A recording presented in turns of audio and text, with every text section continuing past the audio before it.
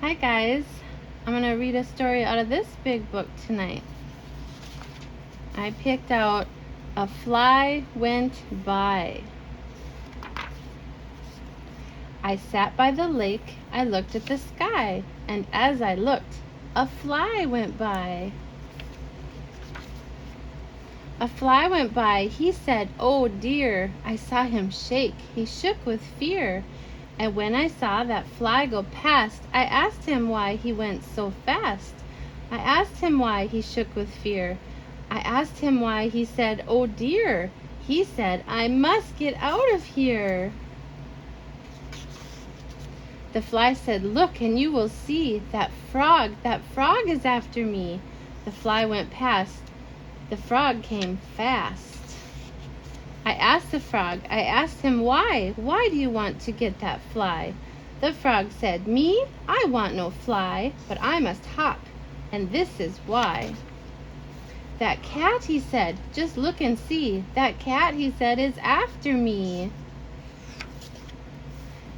Then he was gone with one big hop. The cat ran up and I said, "Stop! Now stop, stop, stop," I told the cat. "Do not pick on the frog like that."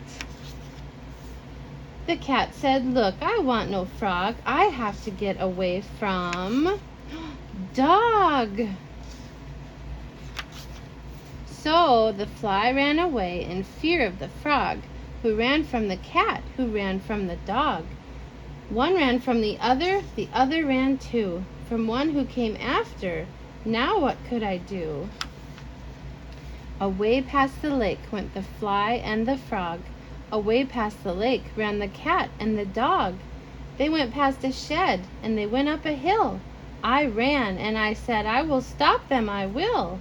The fly does not know that the frog is not mad. The frog does not know that the cat is not bad. The cat runs in fear of the dog, I can tell. If I can stop him, then all will be well. I ran a lot, I ran so fast, I came up to the dog at last. "Now stop," I said, "you are the one who did all this. Why do you run? Why do you want to bite that cat? Oh, you are bad to be like that." The dog said, "No, that is not so. I want no cat. The cat can go. I do not want to bite that cat. I want to get away from that pig." "That pig," he said, "look back and see. She likes to bite and she wants me." So the fly ran away in fear of the frog, who ran from the cat, who ran from the dog. The dog ran away in fear of the pig.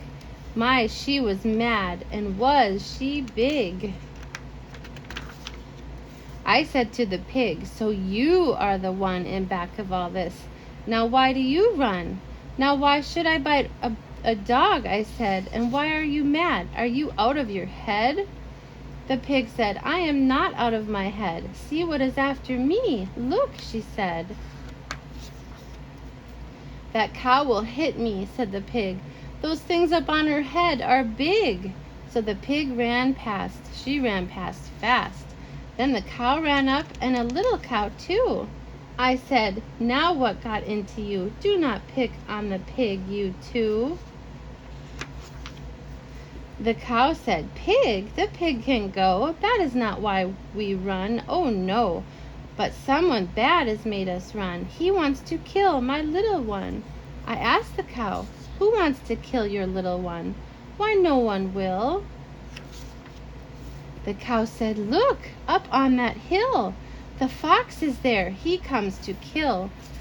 The cow and little cow ran past, all full of fear. They ran past fast. So the fly ran away in fear of the frog, who ran from the cat, who ran from the dog. The dog ran away from the pig, and now the pig ran away in fear of the cow. They came to the woods, and there was a tent, but they did not stop. In and out they all went. At last came the fox, so he was the one who made them all fear and made them all run. Yes, he was the one who was bad, I could tell. If I could stop him, then all would be well. I told the fox, "Oh, shame on you! Oh, shame, shame, shame for what you do! You want to kill the little cow! You stop, or I will whip you now!" The fox said, "Now what did I do? Why do you say, 'Oh, shame on you'? I tell you I would never kill that little cow. I never will." The fox said, "This is why I ran. Back in the woods, I saw a man. He had a gun. He wants to get me. Let me run." So the fly ran away in fear of the frog, who ran from the cat, who ran from the dog. The dog and the pig and the cows, they all ran. And then came the fox, who ran from the man. They came to a house and went down the hall, and when they went out, there was a big wall, but that did not stop them. Oh no, not at all. Look at, they all broke through. They ran and they ran. They came to a town. They went up one way and they went down. They went up one way and then down another. They ran and they ran, one after the other. They came to a bank, but they did not stop. They went in the bank with a jump and a hop. With a jump and a hop, they ran in, and then they went out the back way and ran on again. I ran as fast as I could. I told the man, "You are the one in back of this. You are the one who wants the fox. Put down your gun." "Fox? Fox?" The man said, "No, I saw no fox, but I must go, for you see, yes, you should see the thing that is now after me." I wonder what it is. "I did not see it," said the man. "I took my gun and then I ran, for I could hear it bump and thump. It was so bad it made me jump. It was so bad it made me fear. It was so big and it was so near. It must be 10 feet tall," he said. Big and fat and bad and red. Why, it can bite and kick and kill, and it will do it. Yes, it will. I hear it now. Come on, I say, for I must run and get away." Bump, thump. The man ran past, fast, fast, fast. What did I hear? A bump and a thump. It was so bad it made me jump. I was about to run away, but then I saw the thing, and say, it was not tall, it was not mad, it was not big, it was not bad. Was this the thing that made them run and made them fear? Was this the one? It was a little sheep, so tame it came to me, and it was lame. I saw what made the bump and thump. I saw the thing that made me jump. The sheep said, "Look at this tin can. I cannot get it off. I ran for help. I saw a man. I went to him, but then he ran. Why did he run away from me? I just want help, as you can see." I said, "I will get help for you, and I can help the others too, for now I know just what to do." Oh. "Oh man," I called, "come back, come here. This is a sheep, so have no fear. The sheep wants help, for it is lame. Come back, come here." And then he came. And then the man took off the can, but still the others ran and ran. They did not know about the can. I had to call so they would hear. I had to tell them not to fear. I had to tell them all was well. And so I gave a great big yell. "Stop!" Look at, they all stopped so hard, ran into each other. I said to them all, "You must not run away. No one is after you. No one, I say. You all ran away, and now I know why. I sat by the lake, and there came a fly. The fly ran away in fear of the frog, who ran from the cat, who ran from the dog. The dog ran away in fear of the pig, who ran from the cow. She was so big. The cow ran away from the fox, who ran as fast as he could in fear of the man. That man heard a thump, and away he ran. It was just a sheep with an old tin can." I looked at them all, and then I could tell they all had no fear, and now all was well. They all went away, they all waved goodbye. So I sat by the lake and looked at the sky. Oh, that looks so relaxing and fun, doesn't it? What a day he had. Yeah. Chasing all those animals. Goodness. And in our Bible tonight, we're reading from Jonah, chapters 1 through 4. Jonah and the big fish. One day, God came to Jonah in Israel.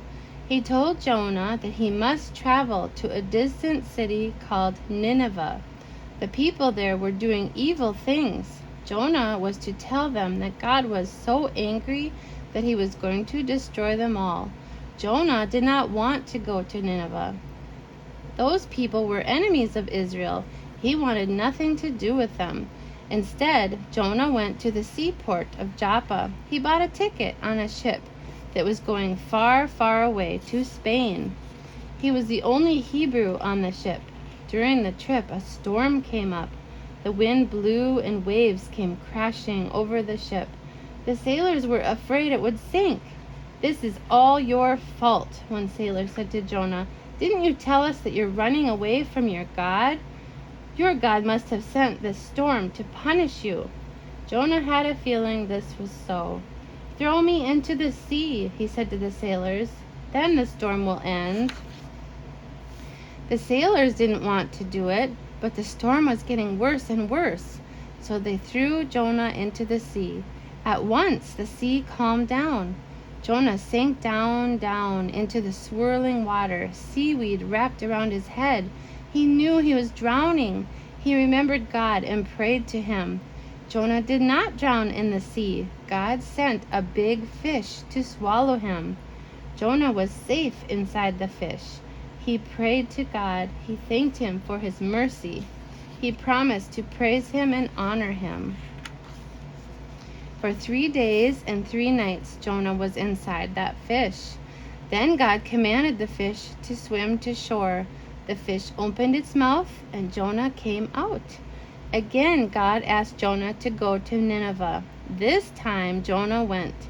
He preached to the people about God. They turned from their wicked ways and followed God's laws, and God did not destroy them. You can't run away from God, can you?